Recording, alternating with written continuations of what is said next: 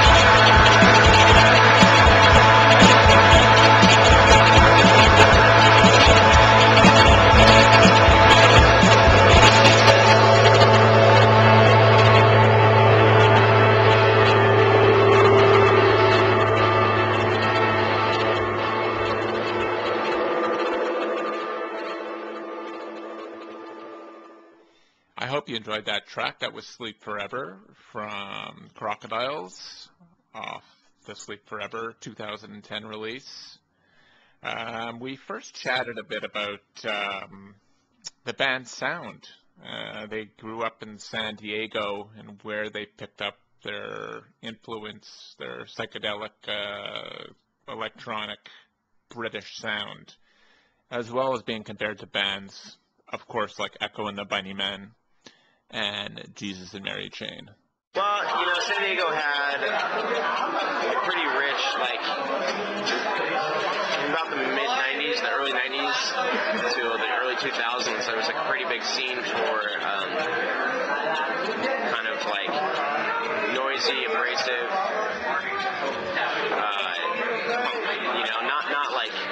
not traditional, not Misfits or Black Flag or something, but, some more fucked up, skewed version of that kind of stuff.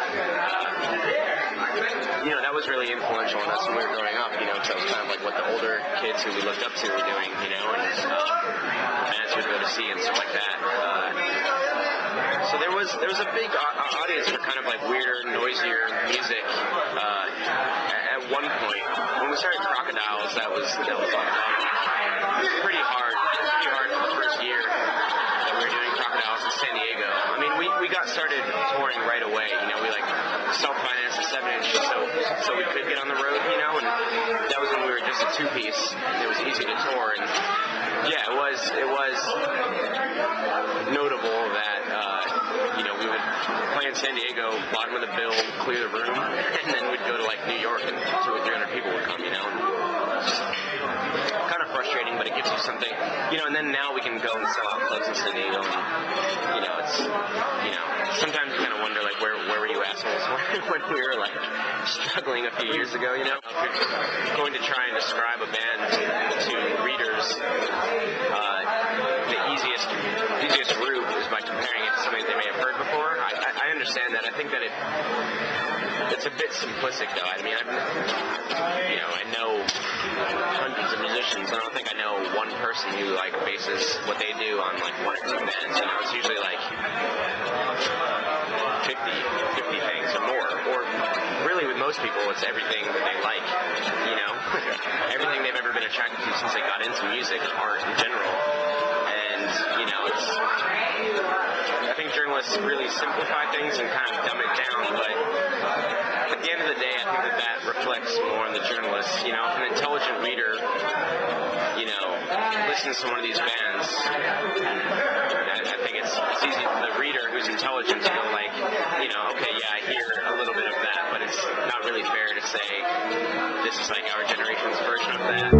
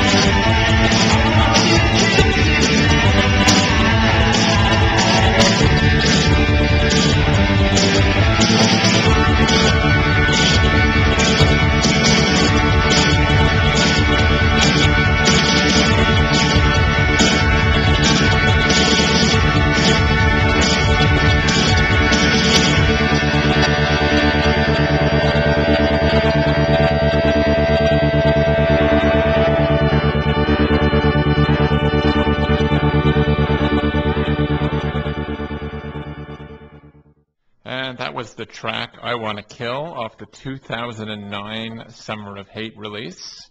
I hope you're enjoying our interview with Brandon and Charlie from Crocodiles. If you'd like any further information about Crocodiles, you can check out their MySpace, or you can check out their blog spot, killkillkillcrocodiles.blogspot.com. And if you'd really like some information about the show, our show that is, please check out www.northerntransmissions.com or email us at northerntransmissions@gmail.com. We discussed a bit about working with James Ford of Simian Mobile Disco and the recording of Sleep Forever. So with the second album, we had a budget, and we had a manager, and all this kind of stuff. And I think James' manager and our manager are friends, and I think James' manager mentioned to our manager in passing that he was a fan of our first record, so I think they started talking about it. We didn't really know that much about him, to be honest with you. Sorry, whose manager were you talking about? James Ford's manager and our manager. And so we had Simian Mobile Disco came through San Diego, and we had a meeting with him. I think we had sent him a few demos, just to see if we were coming from similar places at all, and it was great. I mean, he heard the demo for the song Stone to Death. It's the second song on Sleep Forever, and he said it reminded him of the Monks, which after like a year and a half of hearing that all we listened to was Jesus and Mary Chain and Thunder Honey Man was nice. Huge Monks fans, and it was really cool to hear somebody say, oh, I can hear a Monks influence, and like this is what I can help you do to pull some of this, pull some of this cool stuff out of that. And yeah, he was excited, because he gets hired to make hit records, you know what I mean, by big labels. And this was like a pet project for him because there was no pressure from anybody to get a hit single. There was no pressure for it to have any kind of production value. It didn't have to be radio friendly. It didn't have to be anything, So he was excited on that level to be able to, fuck around with tape loops and make a bunch of noise and get a little bit experimental because I don't think he usually gets that opportunity, although he loves that kind of stuff, you know what I mean? So he was excited, and we were excited just to have someone around who just had more knowledge, like we're not the most we don't have that much technical know-how, so there might be something we know the sound that we want in our head, but we can only kind of describe it. We would need really an engineer, someone who knows the equipment, and someone who's talented in that way to be able to pull that out. And James, we really connected in that level. We could say something really obtuse about how we wanted a drone to sound, and he would fuck around with something and say, is this what you mean? It would be like, oh, close, but a little bit cloudier, he'd fuck around with it, and eventually, very quickly he would get what we were talking about, and yeah, it worked well. Obviously, that was the last record was recorded in Joshua Tree. I've always been curious about that place. I've never been there. Is it a pretty cool place to record, like inspirational? Yeah, absolutely. It's beautiful. It's it's a national park. Sort of has some sort of outer space type turned upside down aesthetic to it. It was really cool. It was pretty surreal because it was just 10 days of recording. So it was basically like every day was like a lot of diligent working on how, we had to get a song done a day, and then also cram in lots of drinking, drugging, and tourist stuff, So like every day was pretty full on. It was like recording, then go out and like, just like see the sights, come back, record until like late into the night, and then even then I feel like we were kind of buzzing from the whole environment that we would sometimes sit on the roof and just stare at the sky, completely mashed, but it was great. It was really cool to be isolated, and I mean when he says tours and stuff, he means nature around us, so there was like no distractions like the cool street in the city that has all the bars and the cool shops or whatever. There's nothing anything like that. It was just, you know, record or go hang out outside in nature, shoot the BB gun, or climb on rocks, go look at jackrabbits. I mean, our world was like the house, because the house that we recorded in was wall-to-wall musical equipment.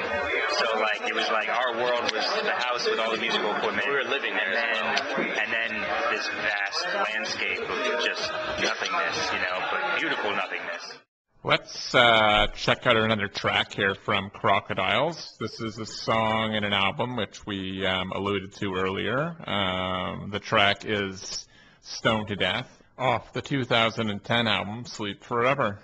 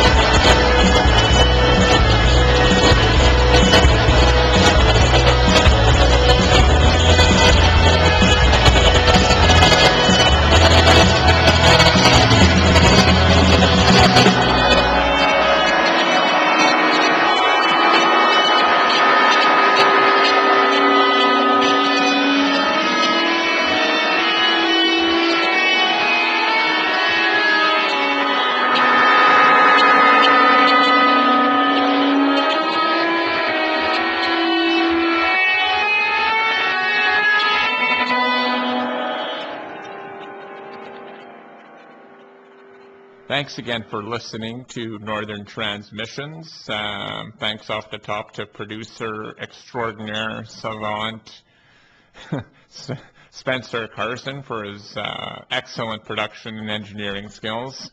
Thanks to Brandon and Charlie of Crocodiles for being a great interview. The last thing which I talked about with the guys was what they were up to lately and when we can expect a new record possibly. Oh, yes, and please follow us on Twitter at Northern Trans. That's Northern Trans. Thanks again. Are you guys have another record in the can, or is it? Yeah, it needs to be mixed and mastered, but it's all done being recorded. Cool. We just we finished it. 2 weeks ago, 3 weeks ago. Yeah. That's exciting. Really It's been a month. I look forward to hearing it. Yeah. It's just little. Right now, it's like a little infant. It's a little child. It's a little sculpture that still needs to have some stuff chiseled to. Yeah. That's exciting. But it's like a little secret. It's sacred, right? We can't talk about it too much, right? I was going to say, like, production-wise, you have to kill me, tell me, then kill me, right? You're not allowed out with that little, you have to confiscate that. Yeah, we're just going to go back and record over this. Yeah, record it over, get it back to me. Tie him up and take the other thing.